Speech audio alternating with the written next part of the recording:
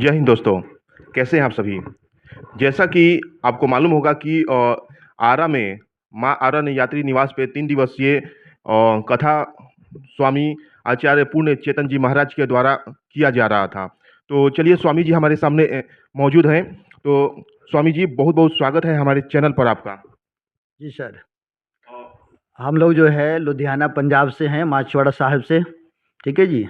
हम लोग कहाँ पहले पानीपत हरियाणा किए सत्संग। उसके बाद हम लोग वो आपका मुजफ्फरपुर है, ठीक है, मुजफ्फरपुर है, हाँ, वहाँ से किए कानपुर के पास। फिर उसके बाद इलाहाबाद प्रयाग में किए। फिर यह शहर में हम लोग 3 दिनों से संत मत सत्संग हम लोगों का है। हम लोगों का संस्था जो है भागलपुर कुप्पा घाट बिहार से है। ये भी बट बिहार ही है, लेकिन यहाँ पर हम लोगों का पहली बार समागम हुआ है और बहुत अच्छा लगा। बहुत सारे भक्त लोग आए, भाग लिए इसमें। इसमें चर्चाएं जो है हम लोगों का रामायण पर होता है, गीता पर होता है, और संत महापुरुषों की वाणी ले लेकर के समझाए। लोग सब बड़ा यहाँ का आनंदित है, बड़ी खुश है सब।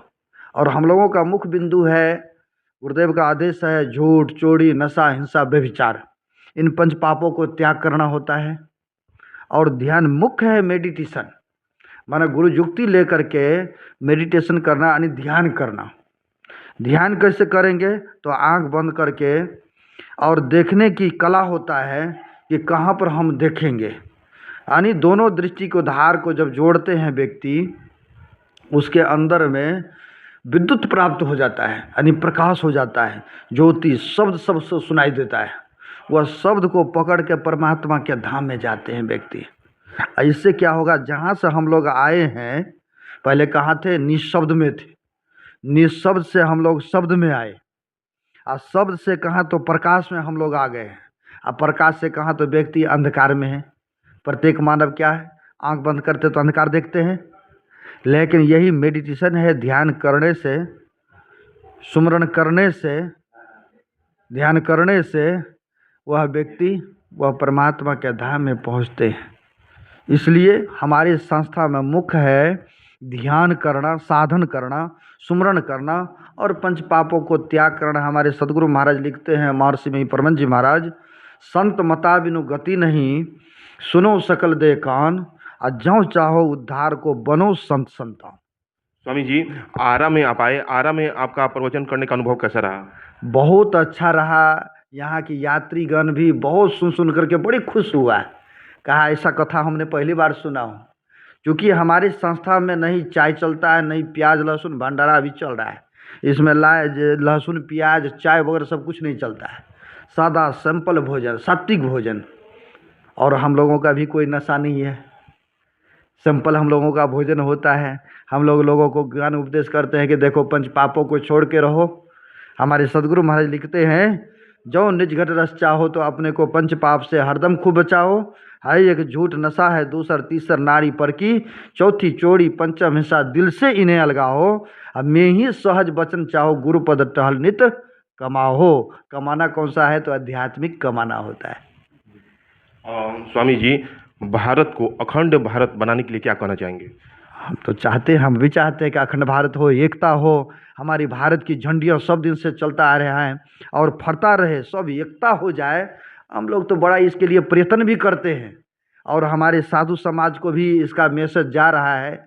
हमारे बागेश्वर धाम है, देवकी नंदन है वृंदावन से, आप लोग जानते हैं, धीरेन्द्र शास्त्री जी है। सबका प्रयत्न चल रहा है, हम लोगों का भी प्रयत्न चल रहा है कि हमारे भारत देश जो है यह हिंदू सनातनी धर्म के नाम से विख्यात हो।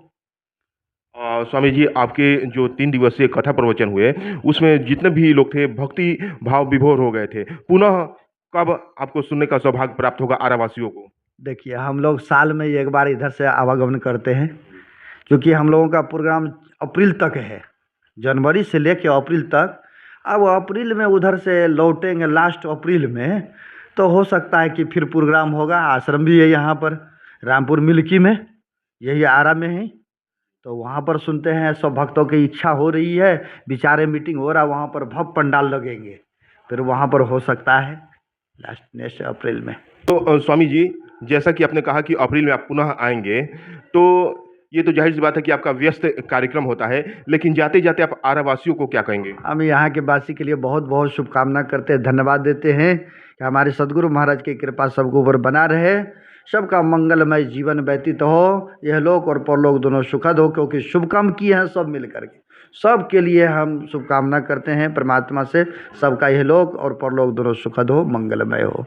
और स्वामी जी एक सवाल, मनुष्य जो है वो शांति कैसे प्राप्त कर सकता है? देखिए, बाहर शांति का चीज़ नहीं है, शांति तो अंदर की चीज़ है। बहुत सारे मनुष्य के मन में लोभ लालच हो जाता है, वो खत्म कैसे हो? ये खत्म होगा जब तक संतों के चरण शरण में नहीं जाएंगे, तो ये खत्म होने वाला नहीं है। जी। संतों से युक्ति लेके भजन करेंगे तब उनको सत्य और असत्य का ज्ञान होगा, तभी उनका काम क्रोध लोभ मोह ईर्ष्या द्वेष खत्म हो सकता है, अन्यथा संभव नहीं है।